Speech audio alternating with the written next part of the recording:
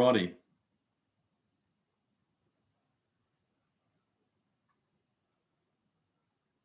I guess it's time to make a full claim.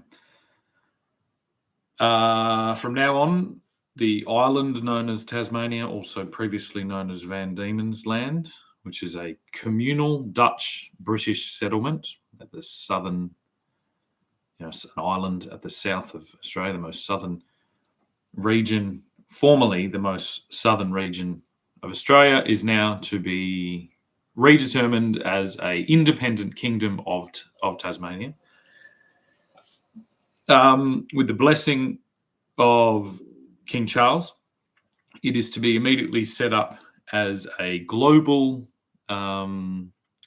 centre for re-establishment of physical traditions. It means every single thing from this day forth is to take place in the physical world, and we're going to rebuild it from scratch.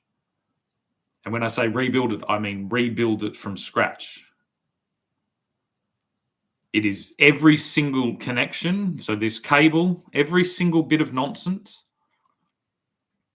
to the mainland is to be immediately severed. It is no longer a piece of Australia. There is a huge respect to the traditional Aboriginal people, and this will be formulative from the very beginning of this kingdom in a communal project for not just Tasmanian sovereignty, but the sovereignty of humankind. The sovereignty of humankind's potential in this moment, if not hindered by this American audiovisual internet iPhone reality. And this is going to happen. I said it's the Switzerland of the South. Why? Because I fucking said so.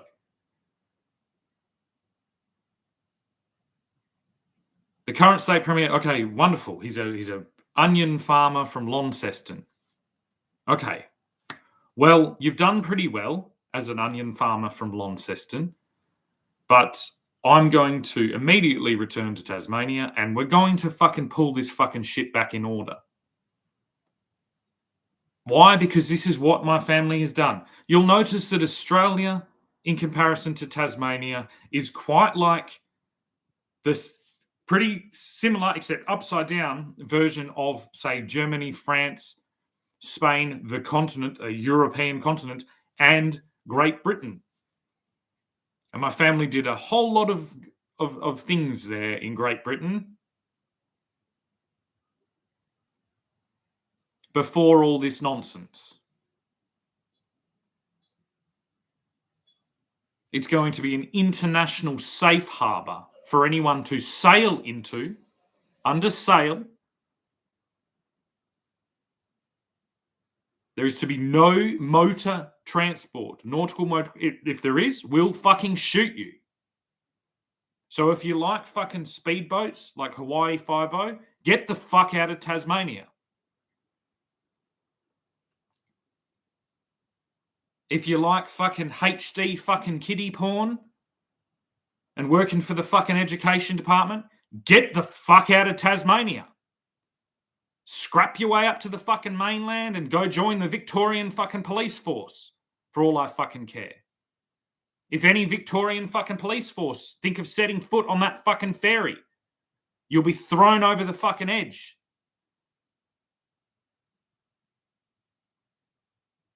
Do not fucking come there. And if you're already there, get the fuck off there.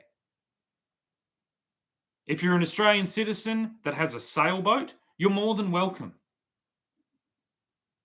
to land in our harbour and to begin building a place that is fucking disconnected from the fucking internet. It will have an intranet. Of course, it will still be connected to the internet, but everything will be governed and viewed as that. We had to build a great fucking wall of fucking ocean to rid ourselves of your constant psychological fucking torment, of your constant manipulation, of your constant PR and marketing. selling us every fucking thing from Coca-Cola to fucking antidepressants for 100 fucking years.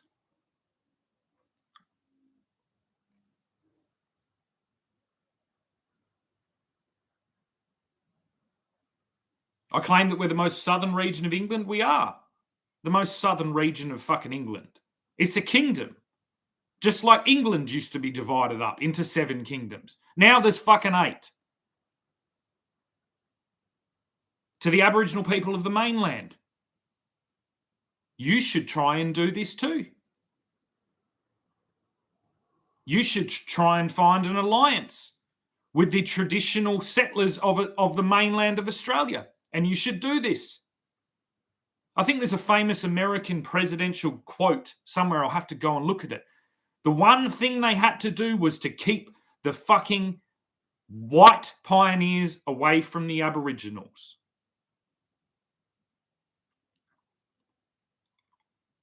That's American genocidal colonialism.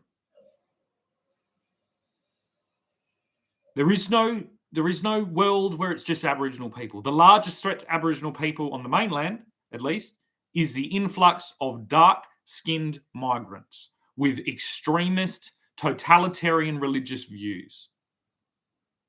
And I'll swear on any Bible and say that. I'll swear on any holy stone or any holy spear or any holy boomerang that this is the immediate project that I would suggest the mainland do.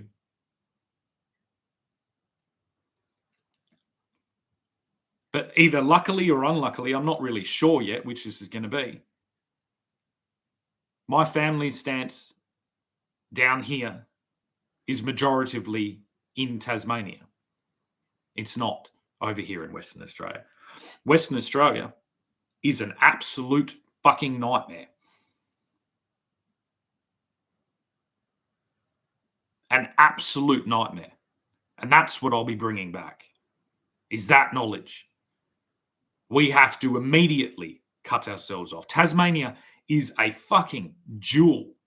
And Australia no longer deserves that fucking jewel.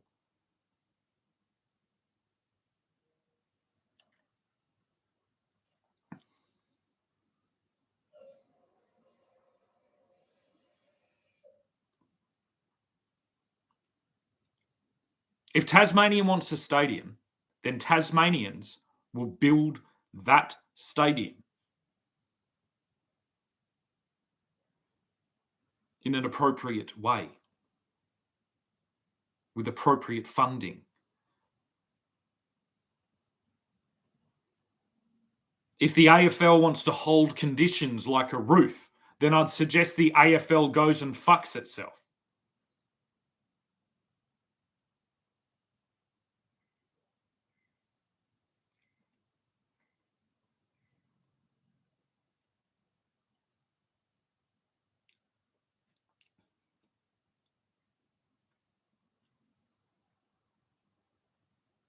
We are not repeating the mistakes that were made in the United States or in North America 300 years ago. We're not doing that. And we're especially not doing that in Tasmania. I'd suggest if you're on the mainland of Australia, you just fucking forget about that little fucking island that used to be fucking connected to the rest of you all. You just put it to the back of your fucking mind. Imagine it was fucking never there.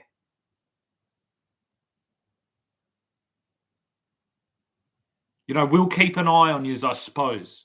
If you need us, maybe mention, you know, maybe you can fucking send us a fucking telegram or something like that. And maybe we'll fucking give you as a hand. I don't fucking know. Tasmania isn't just an island at the bottom of Australia. It is a spiritual fucking homeland. It is the most unique and different part of this continent. And it is no longer officially recognised as part of Australia. Which technically means that that star on your flag now is a 6-pointed star. And if the British, if the English, whatever, had a star, a similar star, it would now be an 8-pointed star.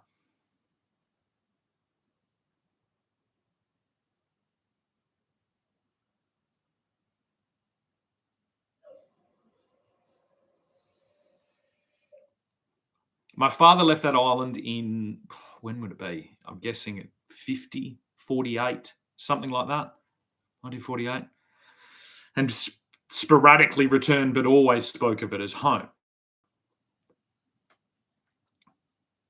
I feel a bit responsible for the reason that he didn't actually return home because of the mess over here caused by both the American pseudoscience, pharmaceutical, health insurance, communist interference, government, socialism, you name it. He didn't feel it was appropriate to leave his, at the time, 2 children whittled down by that same onslaught to 1 child, fighting for our lives over here on the West. And so never returned. There was only one time that I set foot on that island with my father. The most significant place we went to, I think, was Port Arthur. And it's stuck in my mind ever since. Because the only place that I've seen in this country, really, that resembles anything or could resemble anything like what I just saw in England at Windsor Castle is Port Arthur. And so Port Arthur is to be immediately re-established and built as a communal castle for the Tasmanian people. So if Donald Trump wants to come there, we'll welcome him. If King Charles would like to come there, we'll welcome him with all the pomp and circumstance and all the other shit ceremony that we brought down there. There may be a section of Australia that has a beautiful Aboriginal culture that manifests itself, and I wish nothing else but that for the mainland of Australia.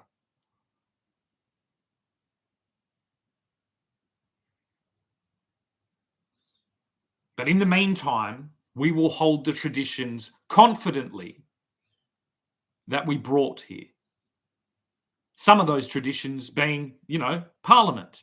Some of those traditions being religion, civilization, courts, schools, post offices. All the stuff that keeps this thing together, or did keep it together until it was hijacked by a false audiovisual reality. The reason it's taken this long is because we were prevented. Now there's two schools of thought. We were either prevented from doing this, but I don't actually think that's true. I think the confidence in the British Empire was unwavering until the end of World War II. And there was only one country that came out on top of that. And it certainly wasn't Great Britain. It was the United States. They came out on top and they never took their foot off the accelerator. They decimated the cities of Nagasaki and Hiroshima. They acquired the pinnacle of public relations and marketing, brainwashing techniques, and they kept the foot to the floor as they forced us all to witness their fucking hooning. Their reckless experimentation with the entire globe in chemical form, in media form, in psychiatric form, in pharmaceutical form, in diet and farming practices, in everything. Nothing was spared. Not one region of Earth was spared from the United States fucking onslaught in its continued fucking war.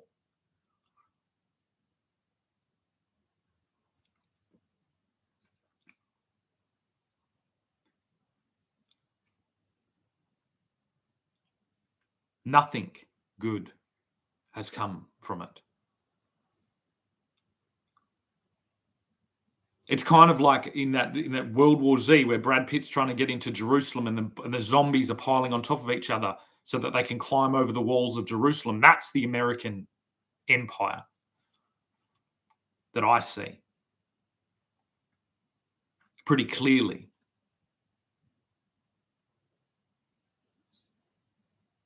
And disgustingly, if we zoom a little drone down at that region right now, what do we see? Who do we see?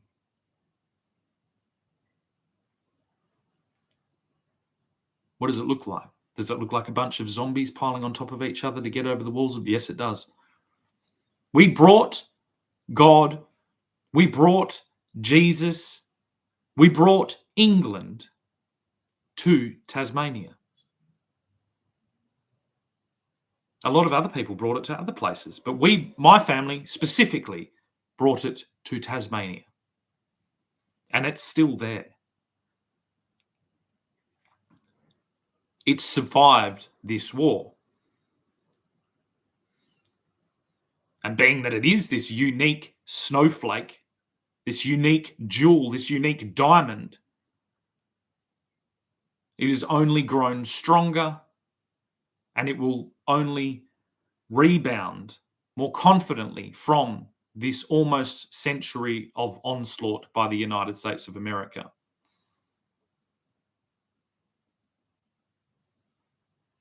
It will be the beacon of hope, the accessible beacon of hope. You don't need to go and fly up there and battle in the streets of London to see England, to see the glory of thousands of years of English history, because it will be once again uncovered and everlasting in the state formerly known as Tasmania, now the Kingdom of Tasmania.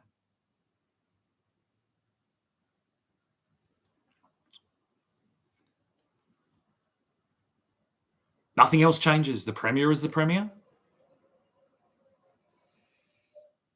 Everyone still has it. Everything still works. There's a few things I'd like to see change. I'd like to see Bellerive Oval not be called Ninja Oval. No income, no job. Yeah, I'd pretty much like that to be removed from Bellerive Oval.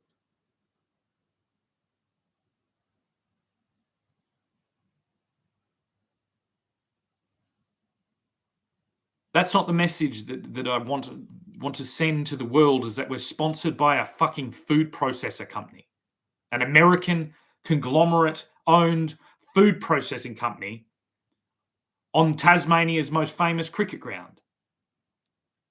We've been being attempted to be humiliated for a long time now. In fact, it's been so long that a lot of us have kind of acclimatized to it.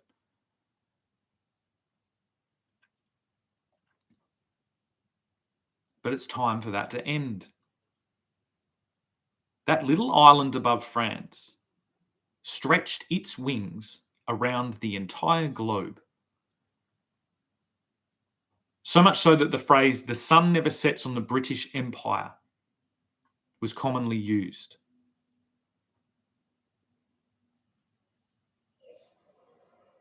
But all of that was misread, misinterpreted, and misused when it was stolen by the United States. The reason you think ill of the British Empire is because the only empire you've really seen, the British Empire is still there. It's just subtle. It's traditional. A lot of times you have to go to the place. You have to see the actual thing. It's only now that we're seeing, inside the gates of Windsor Castle, that the masses around the world can see these types of things. But no one has been spared from the constant onslaught of audiovisual presentation of the American empire's fucking glory. Donald Trump is not there as a glorious empire of the United States Empire, emperor of the United States Empire. He's there as a British subject. That's why he's being celebrated. That's why he's being welcomed home.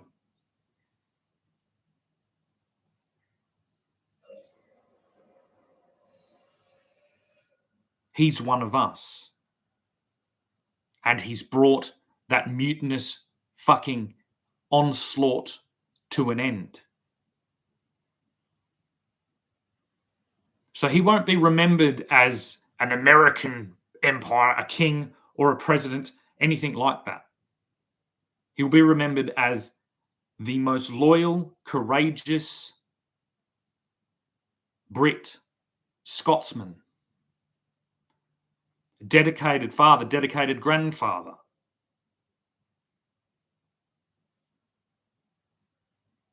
Loyal subject, military leader, military captain that there's ever been.